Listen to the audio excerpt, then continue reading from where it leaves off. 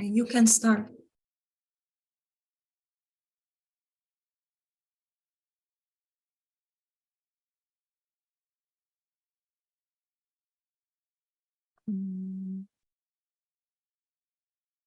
We are live. Okay, let's wait for Tallinn and for people to come.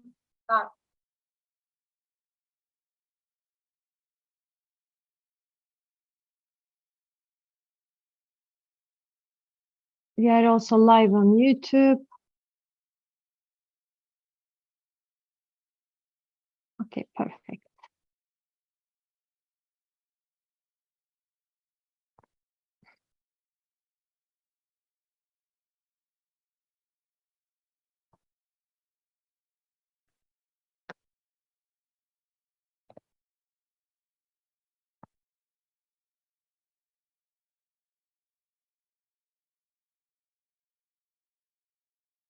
I can stop sharing if you like now, and then, yes, we are here.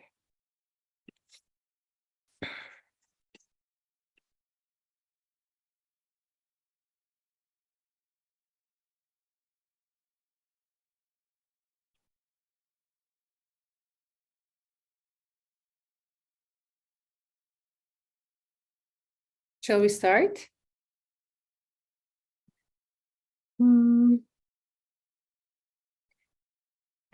Should we wait a couple more minutes, maybe? Okay.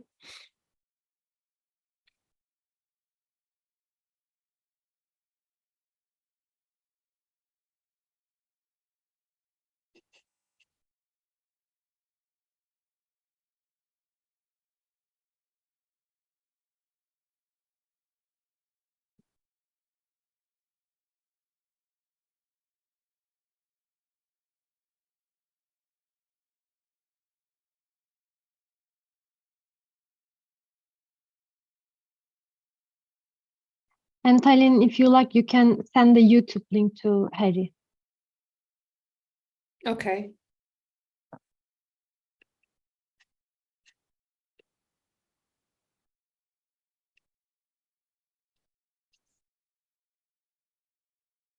And then we can start maybe. Okay, that's fine.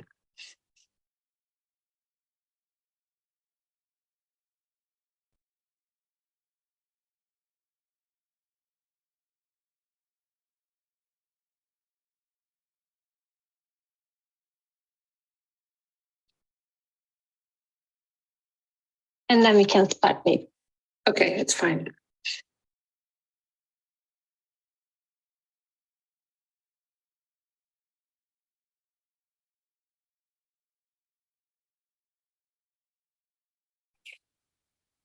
So, welcome everybody. Today we have a commemorative webinar. And then we can start maybe. Okay, it's fine. It's because of YouTube, I guess. Yes, I guess this is because of YouTube, and I have to, yes. It's gone. Today we have a commemorative webinar for the 180th anniversary of Armenian genocide. This is our second commemorative webinar. Last year we had one with Professor Harry Harutyunyan, and we talked about his book, The Unspoken as Heritage, the Armenian Genocide and its Unaccounted Lives. This is the book. And last year, we talked about the nature of the crime of the genocide as a colonial crime. And this year, we have, again, a very distinguished guest, a dear friend and colleague, Professor Nazan Maksudyan. And we'll be talking about the orphans during, before, and after the genocide. But before doing that, this is our second English language webinar, I guess. The first one was with Harry. And this one is for us a little bit strange because we normally do not talk to each other in English, but this will be in English so that we have also a wider audience interested in the topic could follow us. And this is a good opportunity to introduce Parrhesia Collective a little bit, perhaps. We are a network of Armenian women, and we came together in March 2021, and we wanted to have a platform or a space to create, to be together, and to build, solidarity. And this is an open network for Armenian women who want to express themselves and look for an alternative place to exist. So we have been doing social media posts, and one of our first posts was on the difficulty of telling the truth in April and listening to the truth as well, and the difficulty to listen to it as well. We are trying to do all our social media posts in 3 languages, Armenian, Turkish, and English. And we recently launched our website, which is also trilingual, and www.parrhesiacollective.com. And in total, we had 8 webinars, and this is our 9th one. And all 8 webinars you can watch on our YouTube channel. And of course, we can all do these things with the help of Kalus Gulbenkian Foundation, and we are really grateful and thankful for the funding they provided, and they continue to provide. And Nazan Maksudyan is 2nd time with us, and the first time was actually in December 2021.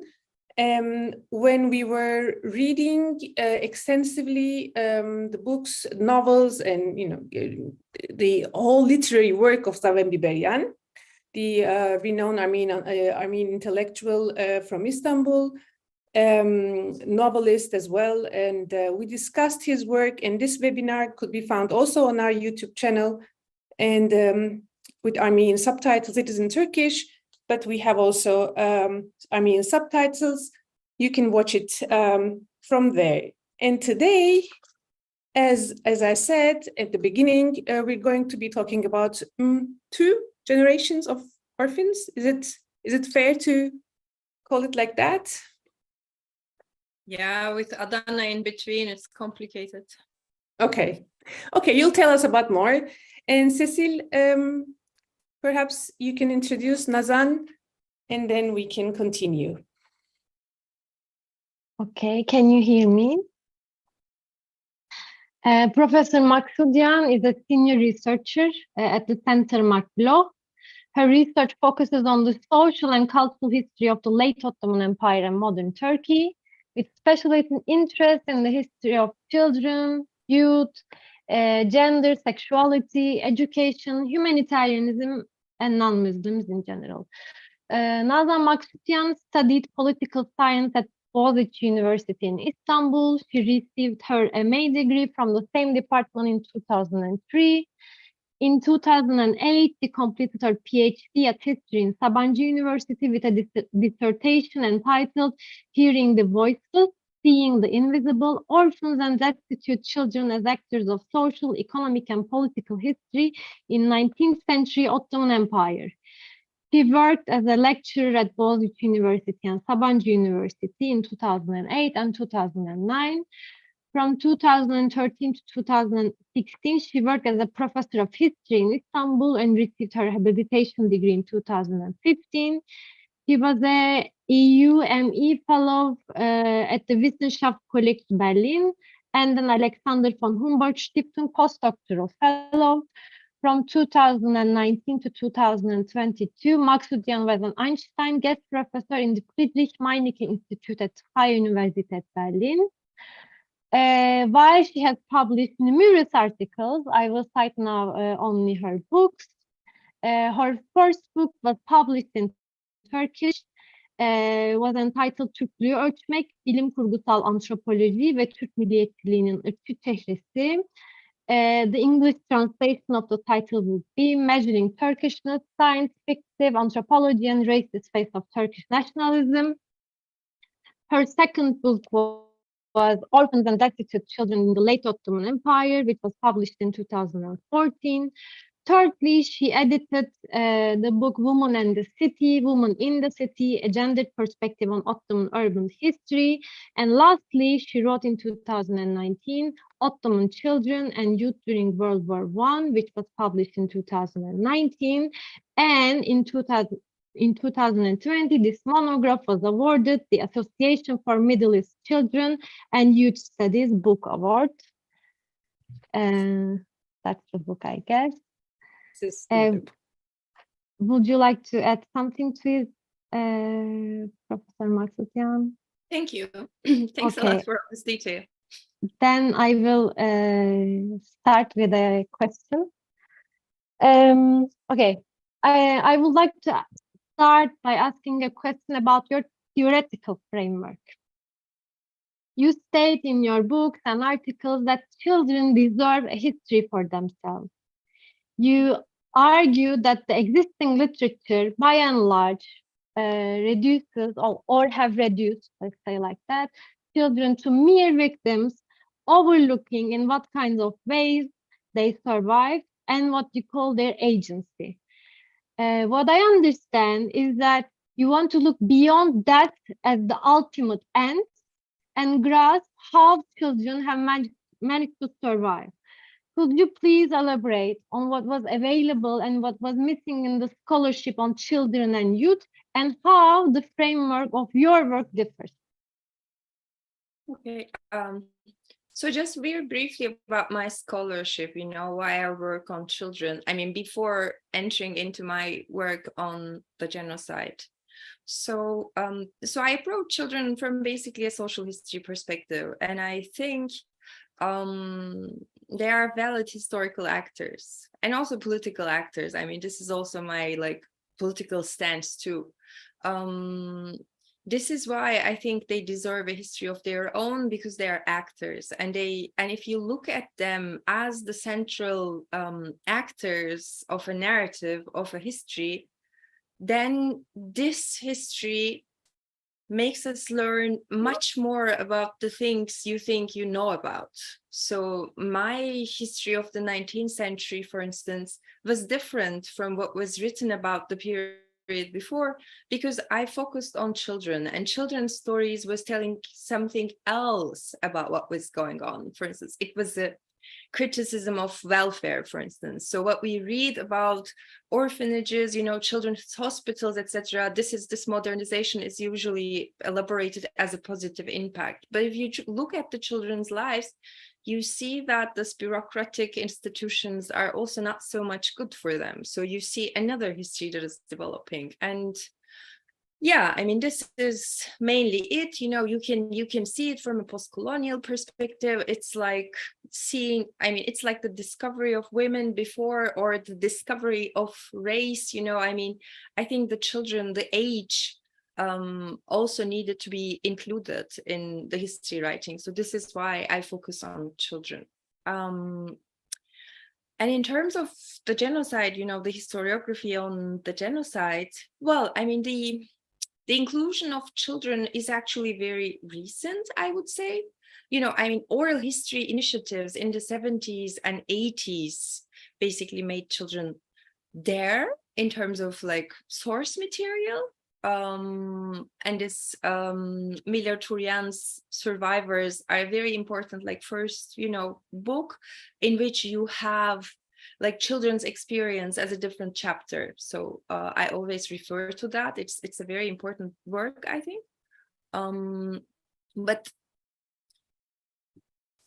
in terms of genocide scholarship in general, of course, I mean, this has, as Tallinn can also contribute, everything has started so late and so in a struggle, in a denialist environment, etc. So the nuances were not necessarily always there. Everybody was focused on the violence itself, the structures, the steps. I mean, this was the more important history of the genocide for many historians and for the communities, and it's completely understandable.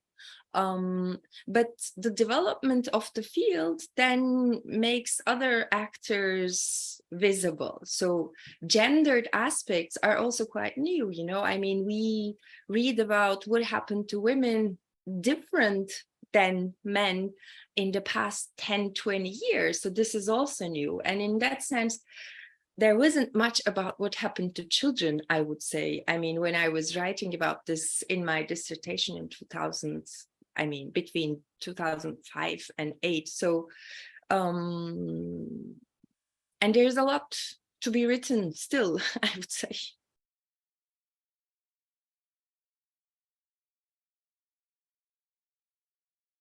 Nazan, when you were saying that there was a, Adana massacre in between, so you were saying that there were even more generations of orphans, or what did you mean? Because I was thinking about massacres in 1890s and then 1909 and then Armenian genocide. Can we say that it's 2 or more generations of orphans? How would you say?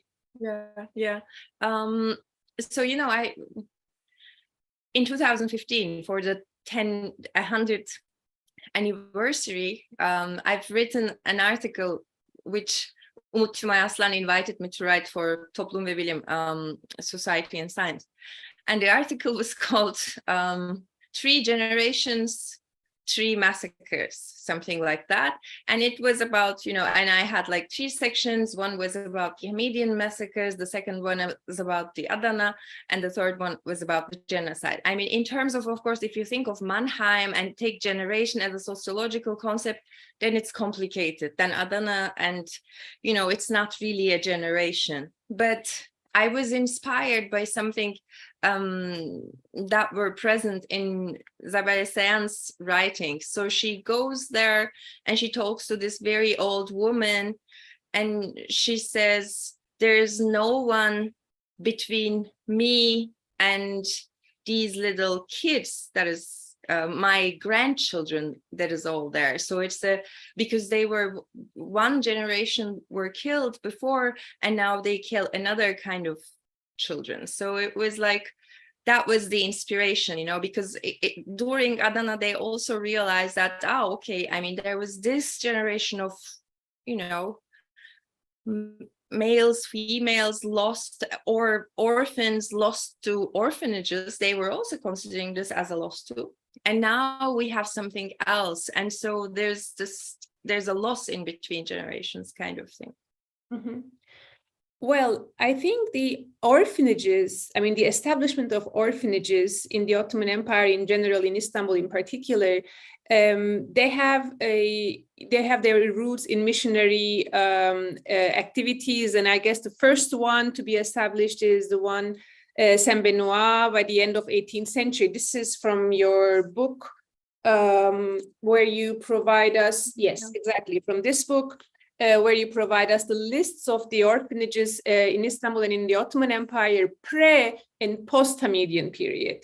Yeah. And what I saw is that the orphanages before the massacres, Hamidian massacres, were more missionaries established in different parts of the empire.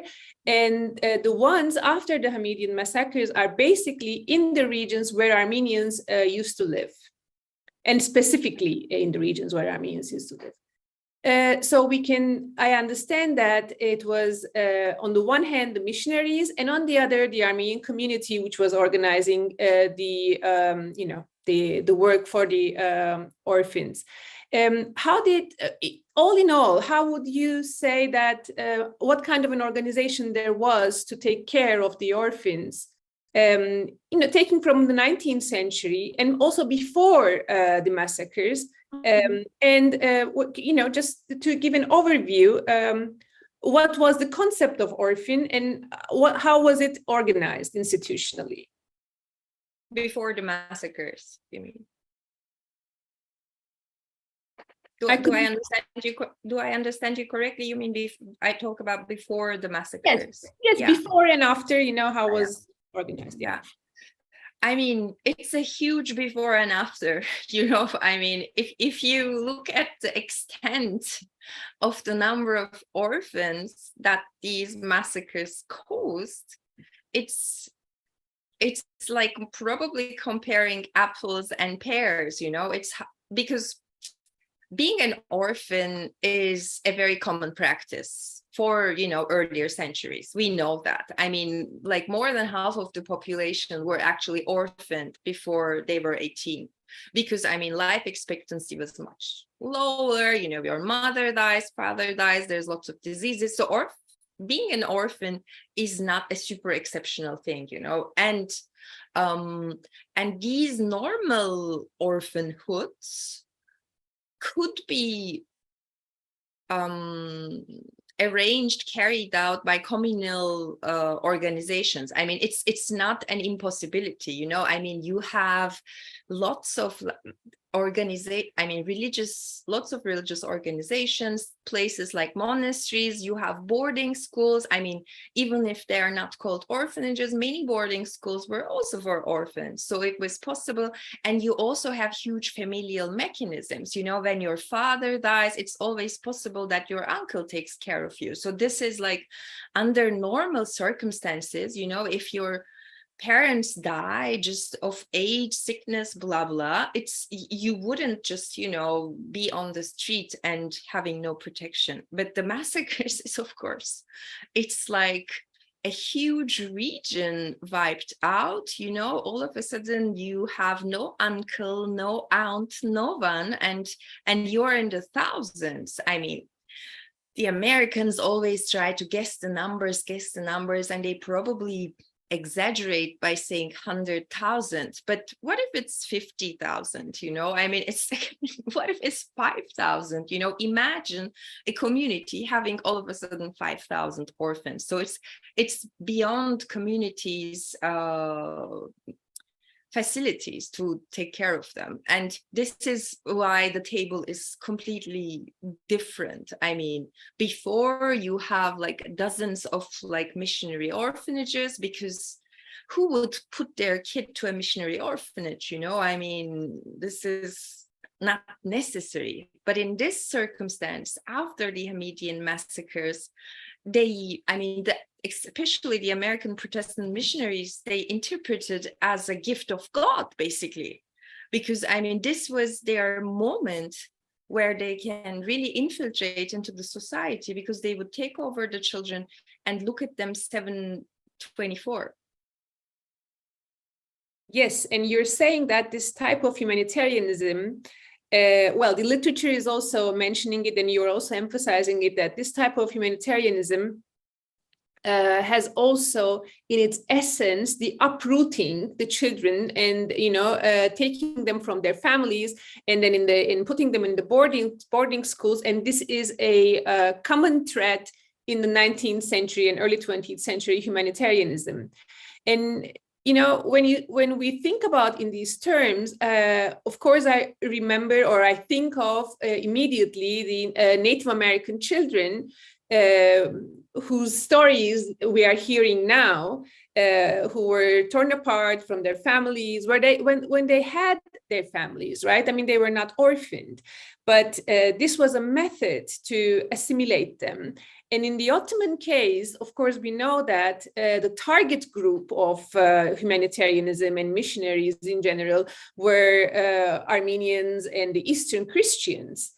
So are there any literature, or do we have these connections in the literature of humanitarianism among natives of the Mesopotamian native peoples and in Americas, in South and North Americas, for instance? Mm-hmm. Yeah, I think there is some interest in it. I mean, Keith Wattenpau has written about, you know, killing the men inside. And I mean, I forgot the title of the article, but we can put it later and put it on to chat. So he is there trying to make that kind of a comparison. So how assimilation is also about, you know, uprooting and making one change their identity in terms of humanitarianism.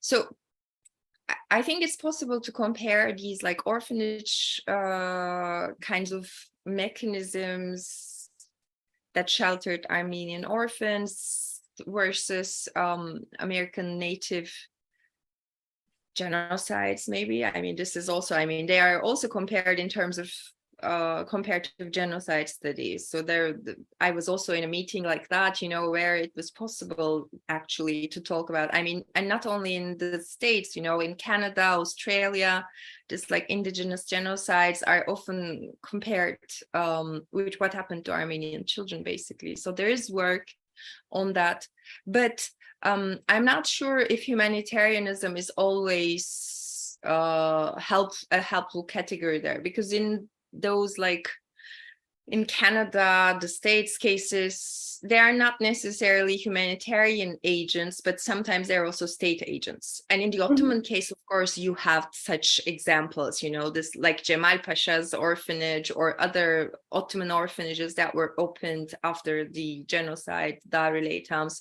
So it's I would say it's possible to make that kind of comparisons. In Istanbul, perhaps the oldest Armenian orphanage is Kalfayan. I mean, I'm not sure, but it is opened in 1865 during the cholera epidemic. And then in 66, it was institutionalized by Sırpuhi Kalfayan.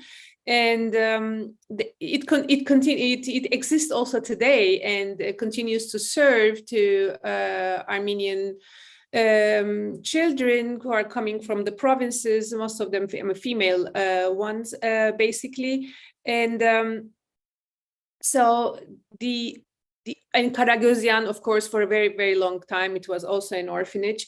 So this organization of orphanages, orphans, national relief, etc., after 1915 and after 1922.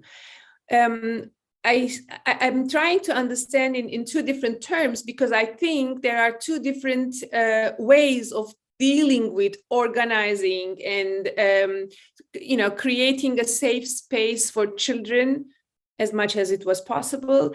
It was different after 1915 and after 1922.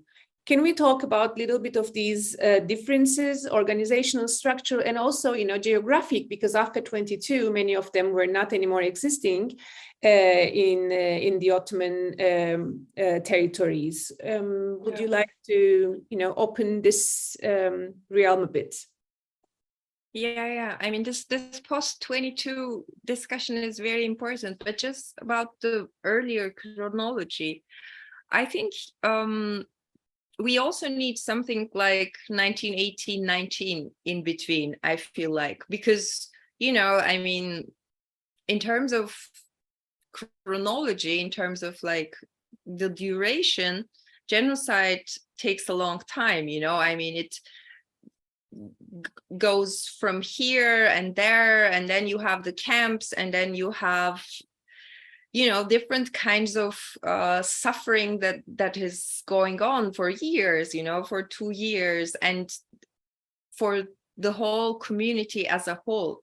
And so I think in some localities, local Armenians collaborating with some sort of missionaries, or in some cases, Ottoman officials, they were able to offer some relief mechanisms for orphans, but it was still very little and disorganized, I would say, because, it was not only the children who were targeted, but the entire people were targeted. I mean, they were all dying, they were all hungry, and they were all on the road. So, but the beginning, at the end of the war, of course, means another window, and at that period you have significant organization, reopenings, collections, I mean, we know this from research of many historians, you included, Tallinn. And so there's this period of organizations being developed, opened, catering for orphans and widows, and this was the entire community. 22, of course, is I mean, it's the end of a hopeful era. I see it as such, you know, in my interpretation of the period, because in 1918, at the end of 1918, with the armistice, you know, it's a very sad moment, of course, for all Armenian communities. But then it's again an end of the war, and they have at the time hope that their suffering is going to be recognized and then, you know, will be punished. But the 22 and the, you know, the victory of the nationalist forces, I mean, in official terms, meant that no one is going to be punished. And secondly, they can be targeted again, you know, I mean, to stay in future Turkish Republic in 1922 is a super courageous act, I would say. You know, I was myself always surprised how my grandparents really stayed in this city, you know, Istanbul.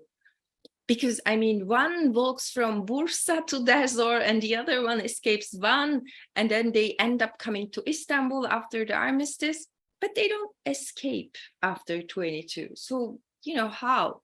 In any case, but I'm sure many people have such examples. Yeah, 22 is, you know, the end of a dream that the community can be actually rebuilt, you know. I mean, this dream of reinventing the community is also over, and then starts a huge wave of a second uprooting, because all the organized orphanages will also be dispersed and leave the former Ottoman territories.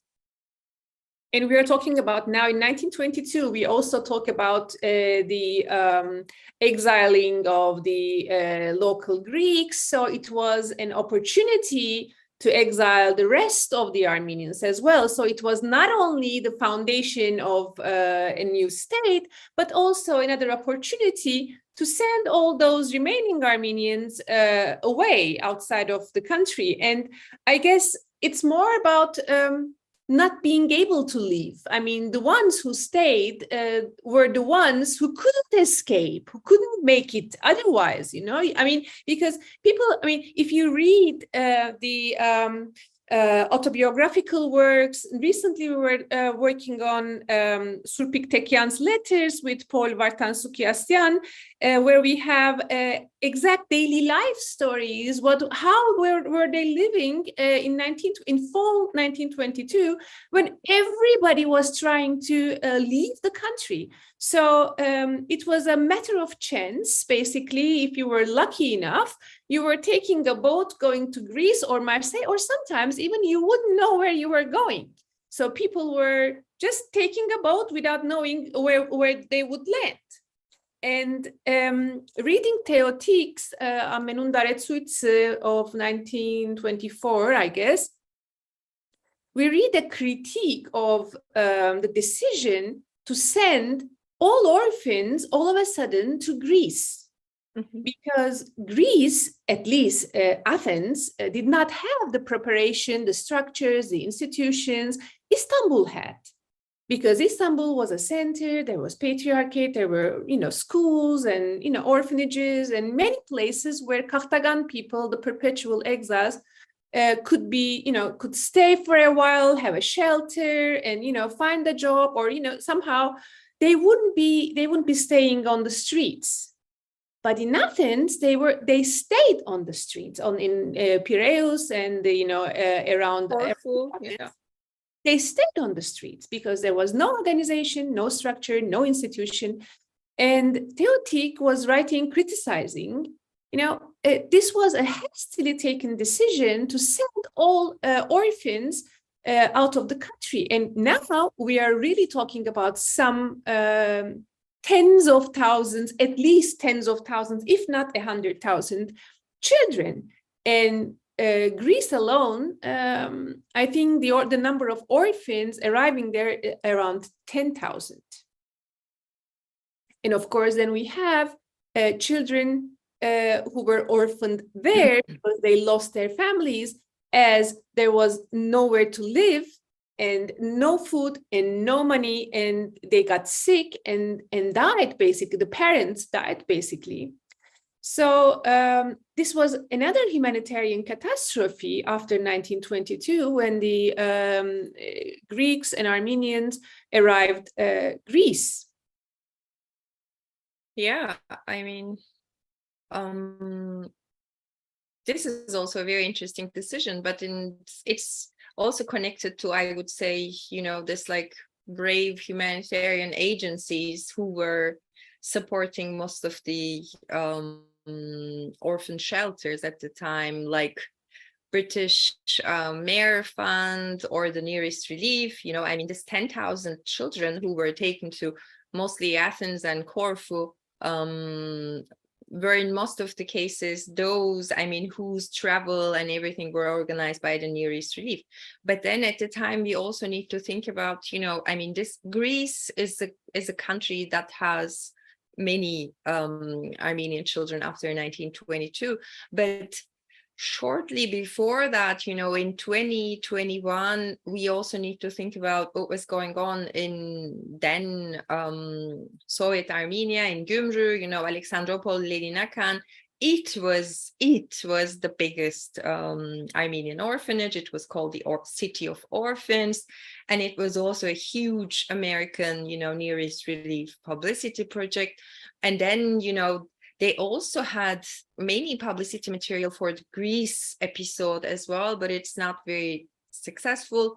But just to touch upon a little bit about, the transnational scale of scattering, Egypt is another place that, many orphans end up. Ethiopia is interestingly, so there's this like Middle Eastern or Africa part of it.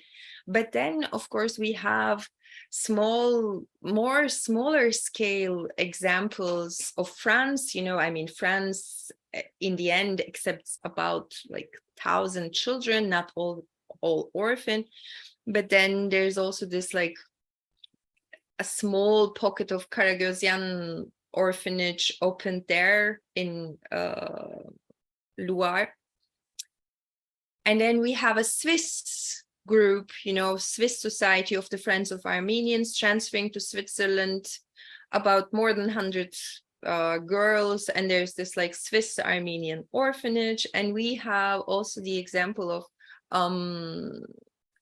what is called Georgetown Boys in Canada. And there the Armenian Society for, what was the name of it? Armenian Relief Association of Canada.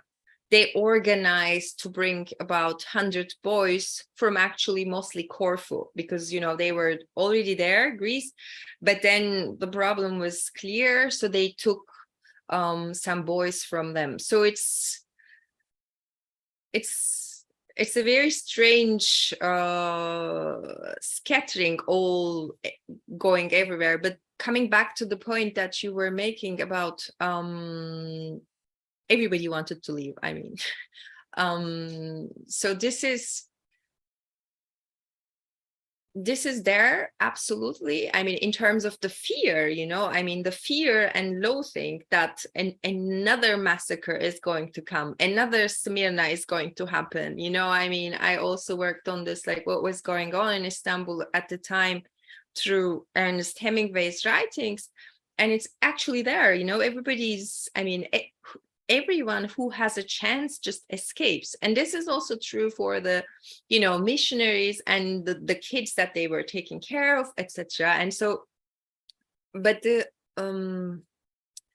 ironic part of it is also that, the humanitarian international settlement offered by the League of Nations and Nansen himself, who is considered to be a champion of humanitarianism and receives the Peace Nobel, etc. They are also behind this large-scale uprooting. So the idea is at the time actually is that, well, I mean, these people are actually not safe in this new state. So we have to take them out. And so all these, I mean, international organizations who you would assume to have, you know, some sort of legitimacy and leeway, they do not actually defend these people's right to a home, but just turn them into, you know, perpetual exiles, you know. And this is a very good point, because when you were talking about this scattering around, I was thinking at the beginning, after 1915, after 1919, etc., in these days, they were together, they were gathered in places, in Istanbul, in Marzavan, in Marash. Harry Harutyunyan's mother was, for instance, in Marash, in a German missionary school.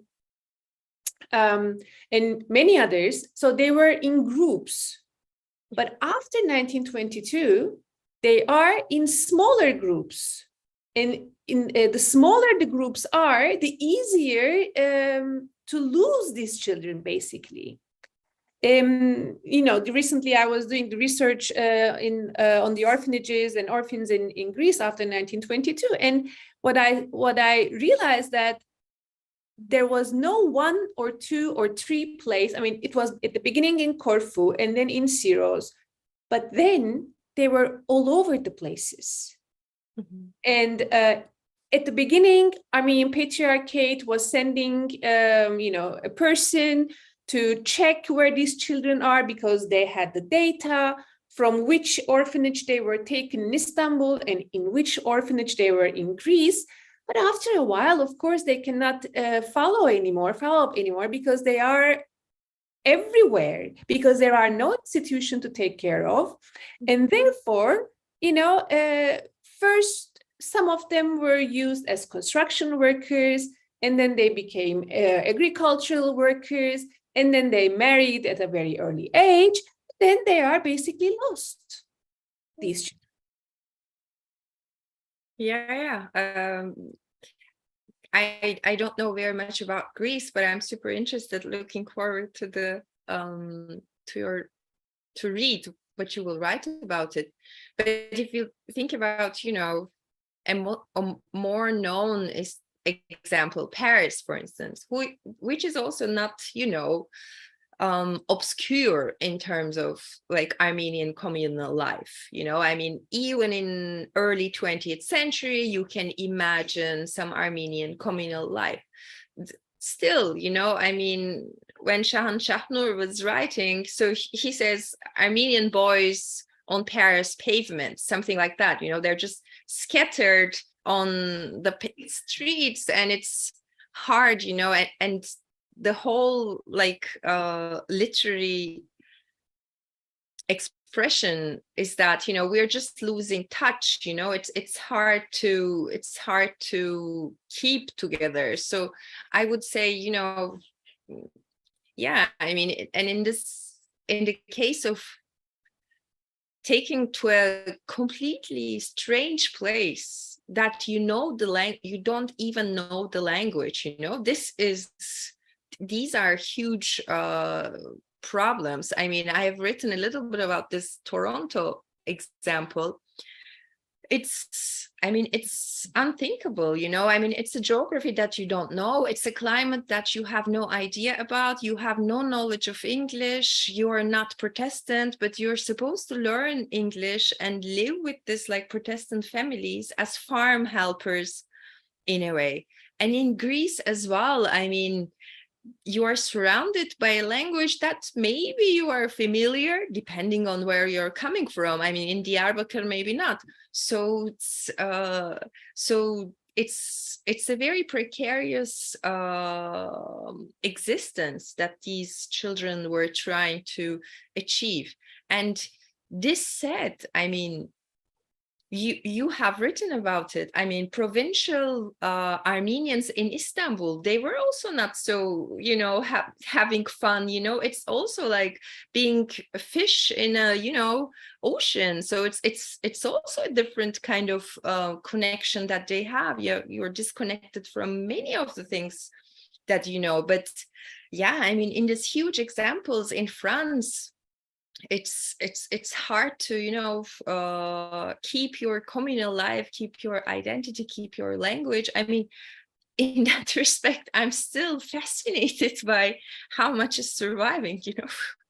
Oh yes, I mean, I think Armenian intellectuals were very much counting on the power, the strength these children had to survive, and they had, you know, big hopes of this generation as well. Because I remember you sent us, you know, a part which was written. Can you help me? Who wrote it? I can't remember the author. Okay, if I find Which out. one?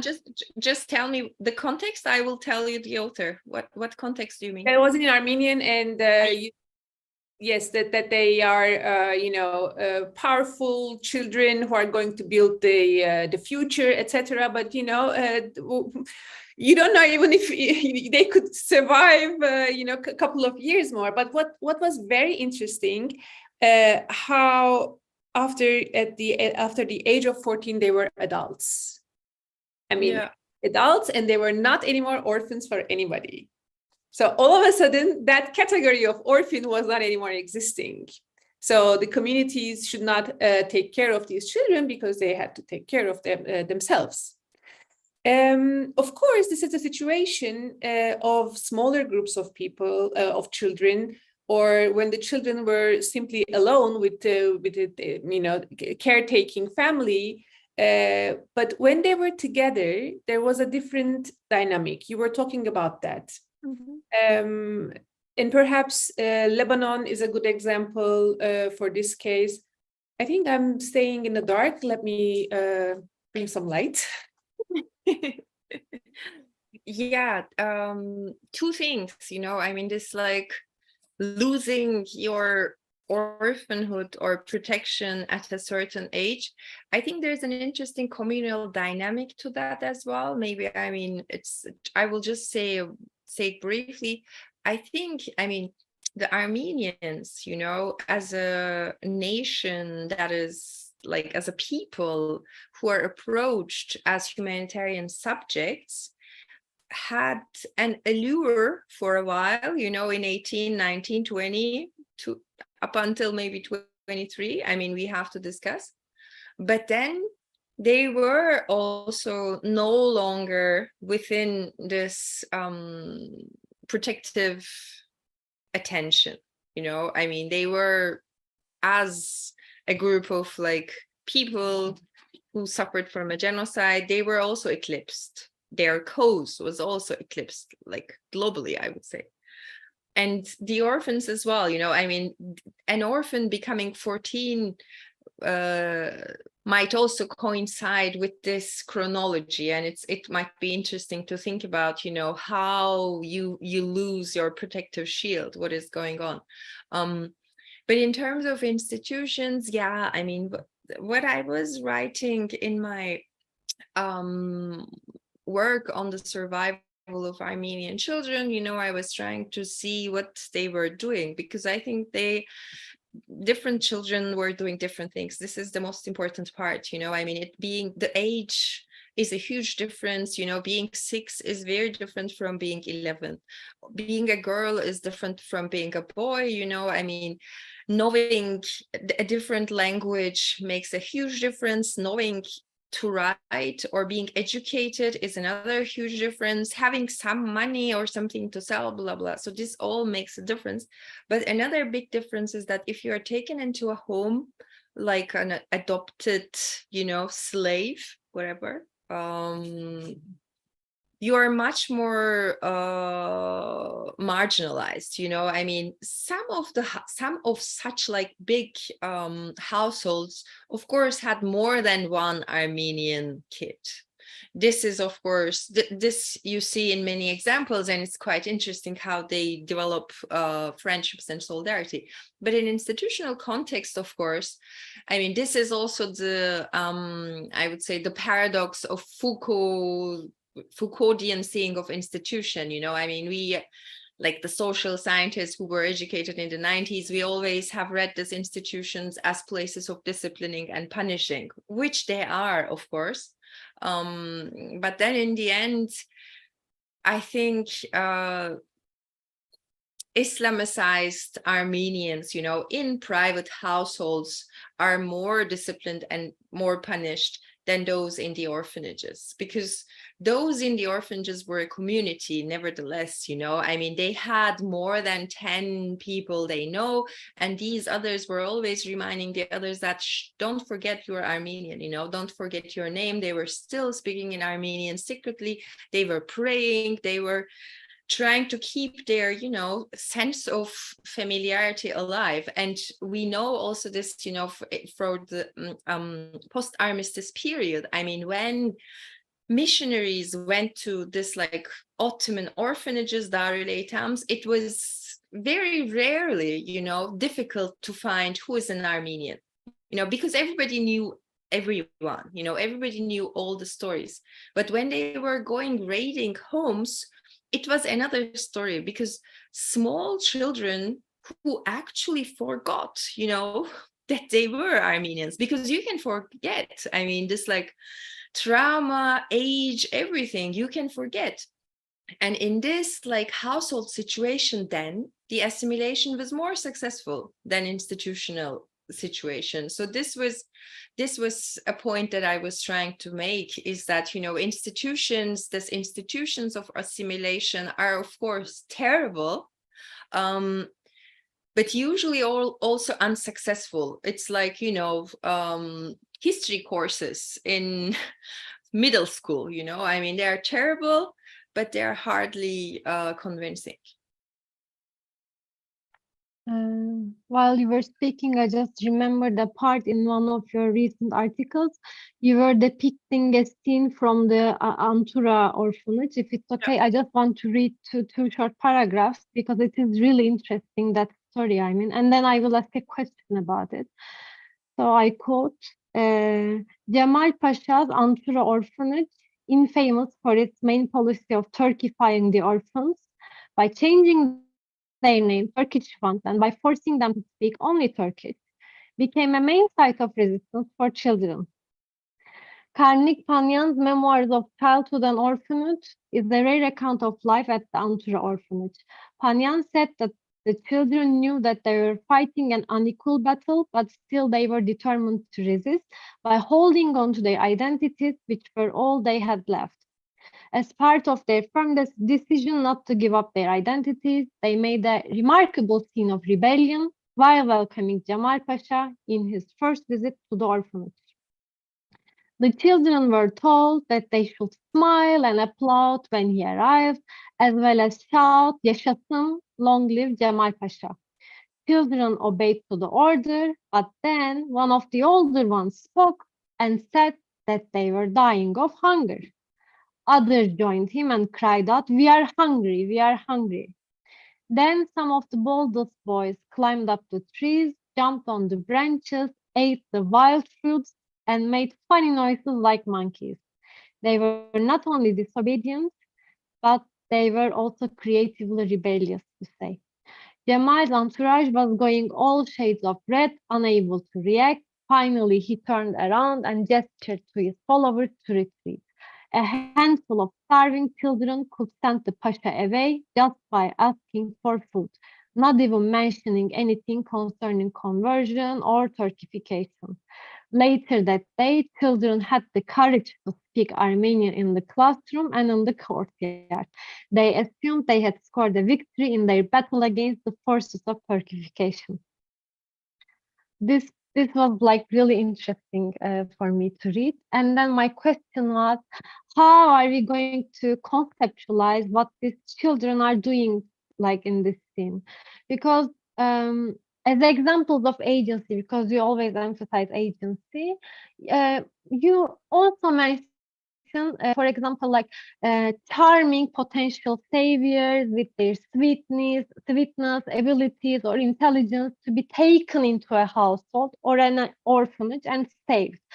But I sort of felt the need to consider the difference between finding ways for survival within the framework that the state offered for these children, and the ways of resisting and challenging the system itself, finding a way out of it.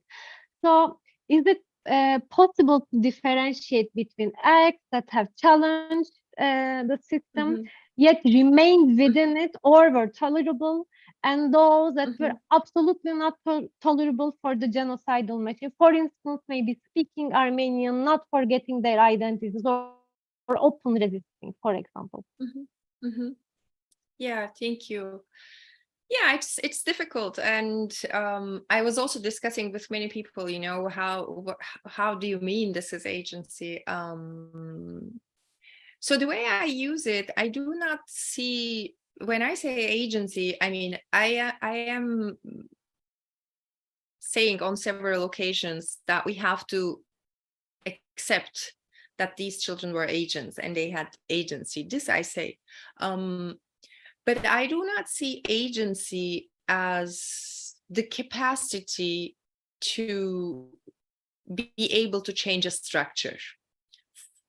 So it's not always resistance. I mean, even in the case that you were discussing, you know, I mean, it's an obvious case of resistance, and they show their agency in terms of their wishes, you know, their hopes, etc.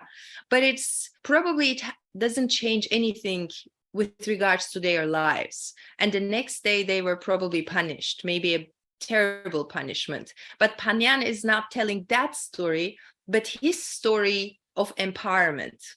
So in that sense, I mean, there are certain things when children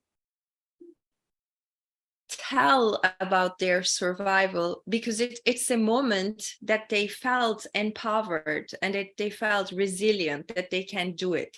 So by saying agency, it is sometimes resistance, but it's also sometimes the capacity to endure and suffer, you know, and to survive. So survival is very central to it. I think, I mean, the will to survive itself is even very strong in this narrative, you know, because it's a huge, it takes a lot, you know, to survive under the circumstances. You have to do a lot to survive. You have to struggle, because if you don't, I mean, it's probably very easy to die, you know, during a genocide.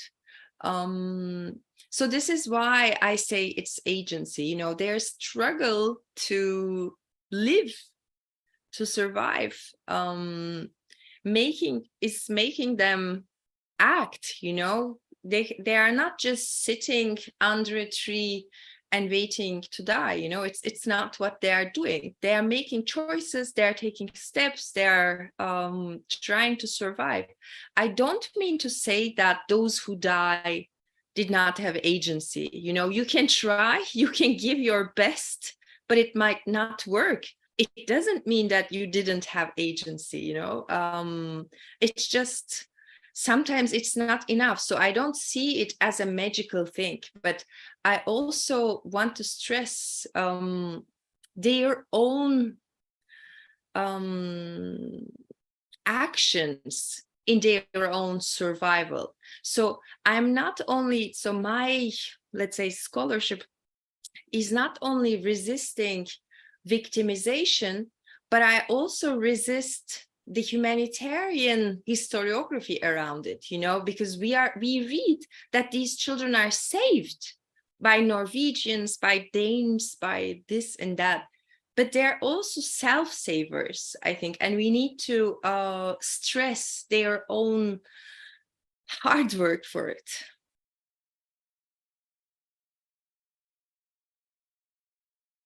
Thank you, Nazan. That was good. And I have two more questions in my mind, but let's see. One of them is what happened to these orphans? What happened?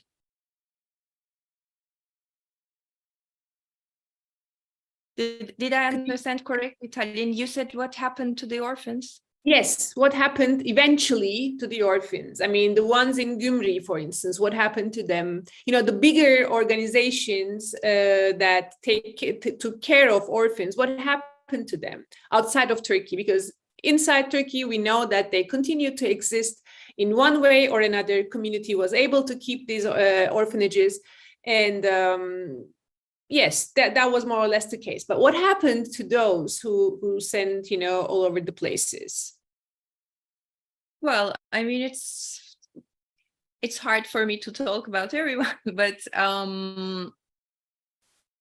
yeah, so from the memoirs that we have, you know, from many survival stories, you know, of those ending up in Greece, in the States, in Armenia, we see that, I mean, after a while, they also end up having a life of their own. You know, those in Toronto having no one, they also start families. And, you know, I mean, my grandparents also started families, and those in France are starting families this way or that way. And but I think this knowledge that, you know, I mean, they were orphans, we were orphans, we were from here, this and that, it was it remains like hidden for a long time. You know, it's not easily embraced as part of one's past and one's identity for a long time. I think we should think more about 50th year anniversaries and 50th year like community initiatives with the remembrance of the Armenian genocide. I would say, I mean, the most of the memoirs and testimonies that I have used, you know, like dealing more with childhood memoirs, etc. They are post-65 publications. I think it's quite interesting how, you know, the first half century is more silent than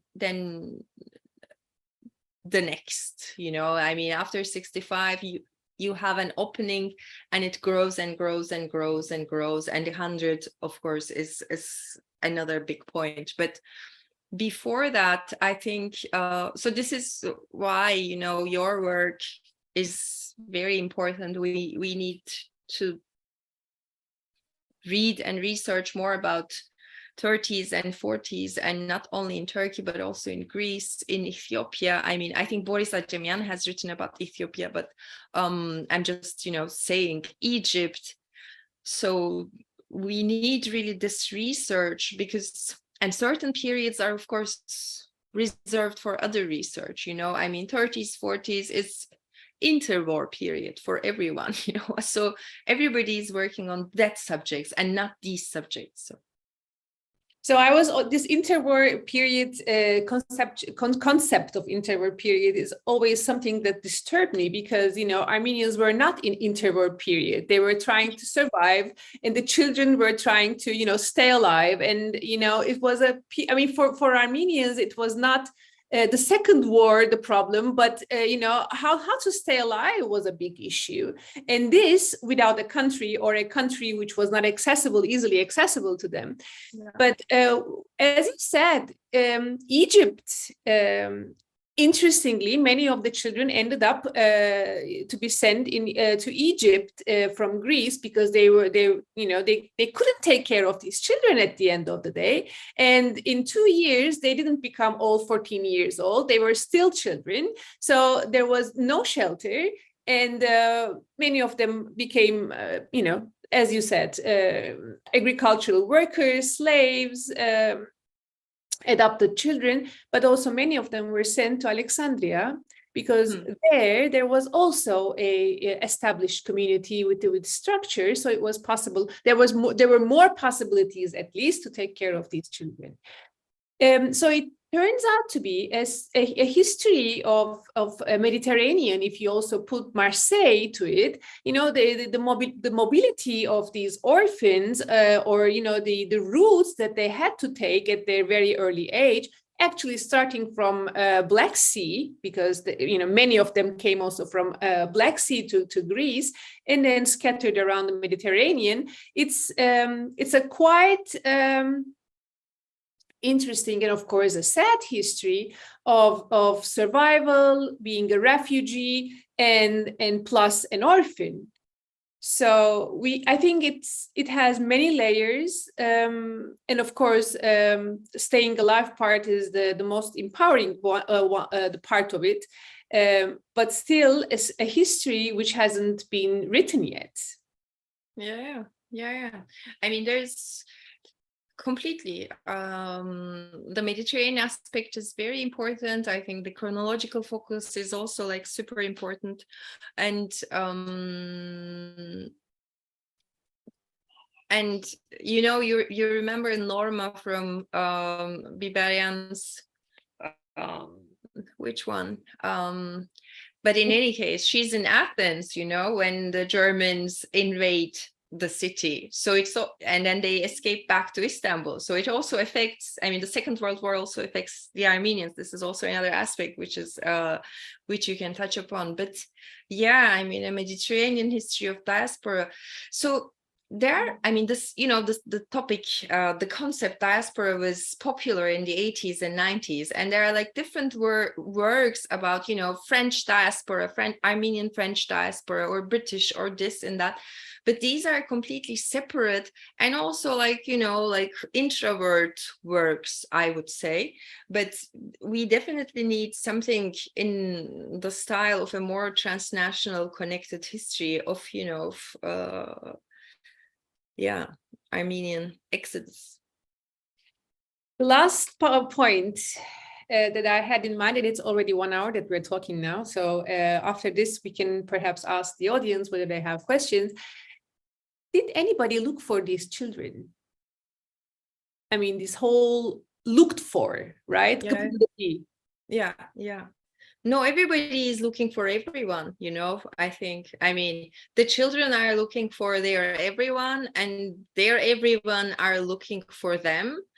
But since there was no Twitter, I think not many of them were successful, but as you said, it's the lifelong obsession of many people, it's all they did, looking at this ads, the first thing when they get the paper, and keep giving new notices, or go to, churches looking for somebody coming from somewhere, there's someone else coming. So it's all they were doing. Do we know when these ads have started? Sorry to interrupt. Go ahead, Cecil. Do we know when, is there a clear date when this sort of genre started? These Gıpındırvi ads. Already, I would say during the war, they were, if not during the war, definitely as of October 18. For the ones who may not be familiar with Gıpındırvi or looked for, there are ads in newspapers all over the places. Wherever there was an Armenian newspaper, Armenians would write Gıpındırvi, Gıpındırem, I'm looking for, it is looked for, advertisements to find their relatives. And these advertisements continue to be published even today. Agos has, not very frequently, but sometimes we see these advertisements. And when we were doing this research with Cecile, we read one, a very striking Gıpındırvi. They wrote to Armenian prelate in Athens asking for a child in 1915 in Trabzon, if I'm not mistaken. And, they were giving also physical characteristics of the child and a certain sign on his neck, etc., in order to find the child. But then they were writing the child should be by now 75 years old. So they were trying to find this child for all their life long. And it's a very interesting area of research, how they continued from all over the world to try to find their children, people, and the children of course, their family members. Yeah, I think those were the questions that I had in mind. And do you want to add something, Nazan? Thank you. I thank you a lot for your questions and contributions to the discussion. We have a PowerPoint that we want to share before we continue to the questions. And in the meanwhile, our listeners can think about and write in the chat. And here I share my screen.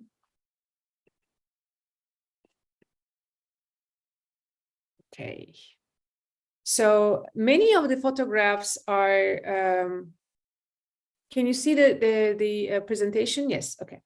Many of the photographs are from the Nubar Library Photo Archive in Paris. And this is a photograph from Jerusalem, 1918. This is right after they arrived to Jerusalem. And this is when they arrived, actual arrival, and they are in this very dire situation. And of course, when you survive and arrive at a safe place, it doesn't mean that you have something to eat. And this was one of the problems in Jerusalem, as well as in Athens, in probably many other places, because the smaller the community is, the less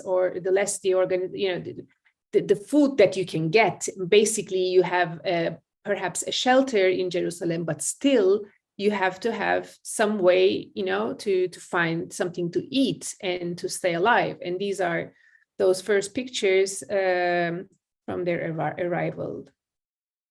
And this is, of course, a later photograph when this was very typical for the genre of photographs of orphans and des Annelihure, the invisible guest. These were the children, invisible guests of Jerusalem. So this is the place they stayed. This is a photograph from 2016, the orphanage of Araradian Orphanage. And this is a room in an Araradian orphanage in Jerusalem with the inscription on the right side of the door that we're going to see now in detail. So these are the inscriptions, and Benjamin Manukyan van Lesk Znadze Hazaynarut in 1908 was born. So they wrote their names next to the doors in order to, make clear that they've arrived there and they stayed in this orphanage. And this is also Vartan Hovagimyan, Van Kavar, Shushansku, 1922, Unis, June Araradian Orphanage. And these were the registers of orphans, as you see in Jerusalem. Her name was Mariam. And she was coming from Marash, and she was exiled to Mosul.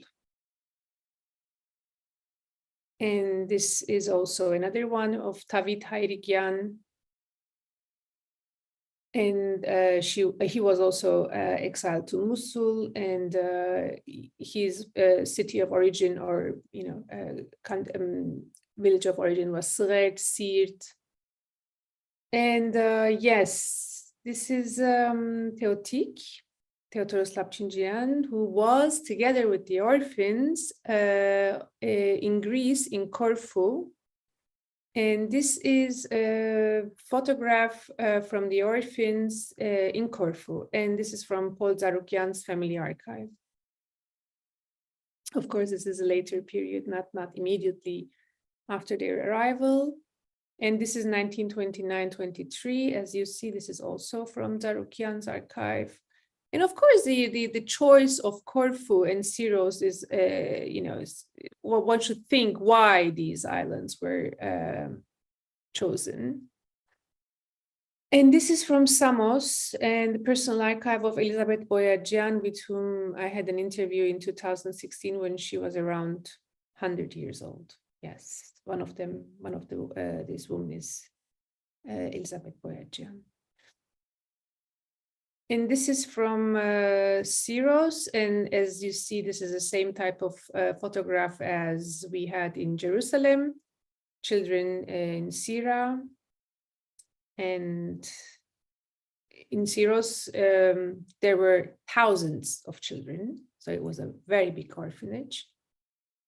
And this is the orphanage building that the children constructed. It's a huge building that between 23 and 25. This is also an orphanage building in the same complex. And this is a situation when the exiles, Carthagans, perpetually exiled, arrived Piraeus near Kokinia. They stayed in these tents for very long periods of time. And the best descriptions of this period could be found in the letters of the Dildilian family. Tolak Dildilian writes about the difficulties of daily life because he stayed in Athens for a period of time, and the type of troubles they went through, and everyday struggle to stay alive, not to get sick, to find a place without, with a real shelter, how it was problematic to survive. And you understand that basically arriving a safe land was not the end of it. And this is a Kokinia of, yes, and this is a photo of Tolak Dildilian in the first period when they arrived. It looked like this. Today it's a real town and part of Athens or part of Piraeus. And this is from Karagözyan Orphanage, 1932. From Istanbul. Okay. I guess this is it. Yes. So, do we have questions? I see one question on Zoom. Okay. Our audience on YouTube can ask questions as well. I will be reading them. Armine Sahakyan asks, were there successful reunification cases, people finding their children and reuniting? Sure, that too. I mean, there are, and like the example Talin gave, sometimes after decades, I mean, like adult people were also able to be reunited because they were looking and looking and looking. And there are also cases of, more quick reunifications. For instance, this Sarukyan's case, he finds his mother quite like in 3 years or something. I mean, the other way around, the mother finds the boy in 3 years or something by following what he was doing. So there are earlier reunifications, but also very late and unexpected reunifications in unexpected places. There was one that I heard of in Syros where very few Armenian orphans remained on the island. One of the orphans found his sister, and he came to visit. She came to visit him from France. And they couldn't talk to each other because he wouldn't know French and she wouldn't know any Greek. And they just, looked at each other and cried and just hug, but they couldn't talk to each other. Okay, do we have any other questions? Okay, then we could slowly finish, right? Thank you very much, Nazan. It was so nice having you as our guest again, and this time with this topic. And I really hope that we could talk about, we could commemorate the orphans in a way that should be done. Yeah. Thank you so much. Thank you. Yeah, I'm very happy to be there, and best of luck to more English content. And I hope everybody enjoyed it, and have a nice evening. See you